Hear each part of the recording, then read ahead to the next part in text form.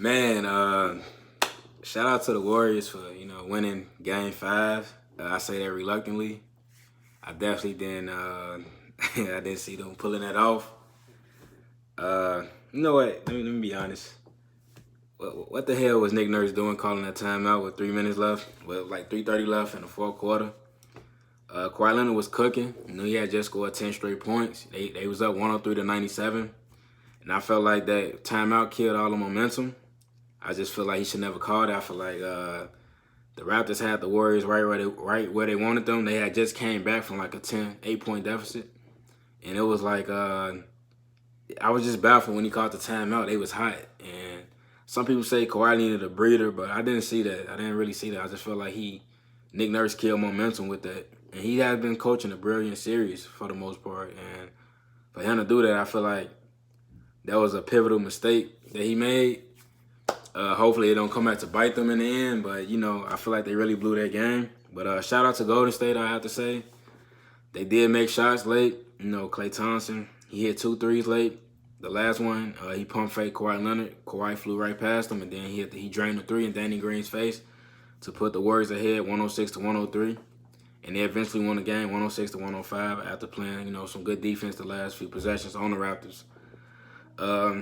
Some things from the game that I like to point out, just like some team stats.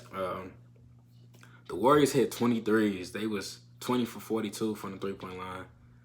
And that was a 48% mark. They shot better from the 3 than they did from the field. They shot 46.3 from the field.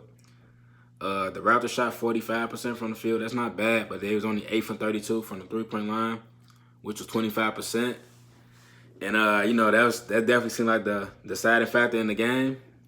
One thing that the Raptors did, managed to do better than the Warriors was that they went to the free throw line much more than the Warriors. They was 21 of 27 from the line compared to the Warriors, who was 10 for 14 from the three-point line. From the free throw line. So they did manage to get to the line more. They out-rebounded the Warriors 54-47. They didn't, they out-muscled the Raptors. They out-muscled the Warriors in the paint 54-32. But the Warriors played better team ball. They had 27 assists compared to 19 assists. So, that definitely proved, along with the three-pointers, proved to be the difference for the Warriors and, stealing Game 5, because that's what they did. They stole Game 5 from the Raptors. And, it's going to be tough. Game 6 is in the Oracle. That's the last Warriors game at home in the Oracle, like forever. They moved to another stadium. And, it's just gonna be tough, Toronto to win that game. I understand they won games 3 and 4 on the road, but I just can't see the Warriors going 0-3 in the finals at home. I just don't see that happening.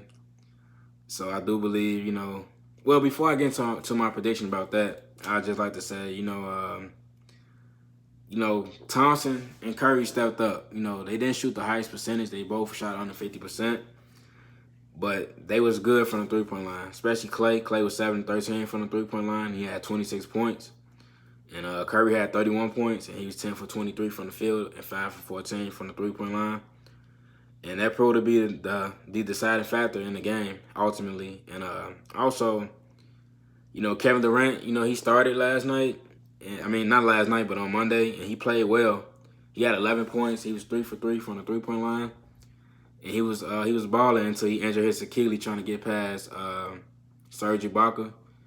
It's a video online where it shows his Achilles basically pop, and it was like a devastating injury. KD may be out for the entire season next year, and it's just sad to see because he really put it all on the line, and he showed he wanted to be there for his team, and it cost him in the end, cost him an injury.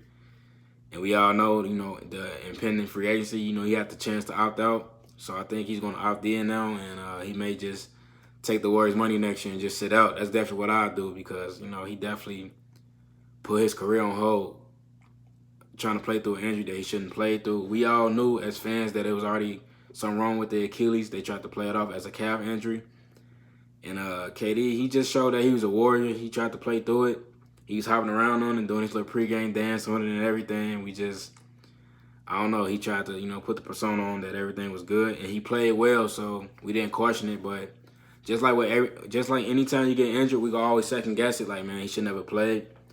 But I believe from the jump that he shouldn't have played at all this series. I feel like he should have just let him just rest. And, you know, I love Kevin Durant as a player. You know, he's one of the top 3 players in the NBA, arguably the best player. So it was hard to see him get hurt, you know, as a fan. Whether you're a Warriors fan or not, it's just hard to see a great player get hurt in that fashion, especially when he's not supposed to play. So I wish the best for Kevin Durant. I hope everything's all right with him in the future, and I hope we continue to see easy money sniper get buckets. But yeah, back to the game between the Warriors and the Raptors. Warriors, you know, they pretty much controlled the game throughout. Toronto didn't really take a solid lead until late in the fourth when Kawhi Leonard went on his 10-0 run, I believe. And it was like a 10-2 run, I believe. And, you know, like I said, Kawhi, he had hit 2 threes and 2 pull-up jumpers to get him a 103-97 lead. And at that point, you was like, man, like you watching as like a Raptors fan, you like, they finna do it. They finna close it out because they was losing for the majority of the game. And for Nick Nurse to call that timeout, and I keep saying this because I'm really like blue that he did that, it gave all the momentum back to the Warriors. Because Toronto, they scored 2 points to close out the game, and it wasn't enough. It really wasn't enough. They had turnovers late, air balls from Kawhi Leonard, you know, missed shots from not from Kawhi Leonard, but from Kyle Lowry, and they just played bad offensively, and they didn't play their strongest defense. I know Steph and Klay are all-time great shooters, but why jump at a three-point shooter, you know, instead of just closing out your hands up? I feel like that would have been the smartest thing to do.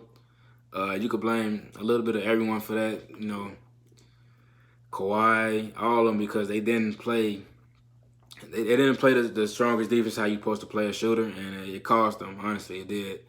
But shout out to Klay Thompson. Like I said, he hit a clutch 3 when it was 106. When it was tied at 103, he hit a clutch 3 with 57 seconds left to put them ahead 106-103, and that was the deciding shot in the game. So the Warriors improved to 2-1 in the finals on the road, and they 0-2 at home. So I don't know what like to expect, honestly. Game 6 is going to be tough, like I said, for the Raptors to win.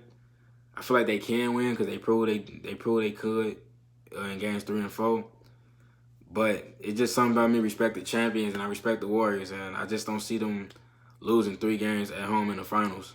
I don't see them going out in Oracle like that, like they did the past 2 games at home. So I think the Warriors are going to win Game 6, and I reluctantly say that because I wish the series already over with.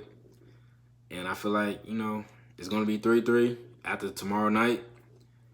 And, you know, we all just have to wait and see the anticipation for, you know, what's going to happen in Game 7. You know, just some things I expect to be the deciding factor in Game 6 is I expect Boogie to play well like he did in Game 5. Boogie had 14 points in 20 minutes in Game 5 with 6 rebounds. He played ferociously. Like, Boogie played like he played in Sacramento, honestly. Boogie played great. And, you know, he really showed up. He stepped up. I know his defense still one of the strongest, but he played tough, you know, and Boogie, you know, he was really a key contributor. He was a key to their success in winning in Game 5. And so I expect Boogie to step up. I expect Steph and Klay to have another great shooting game at home.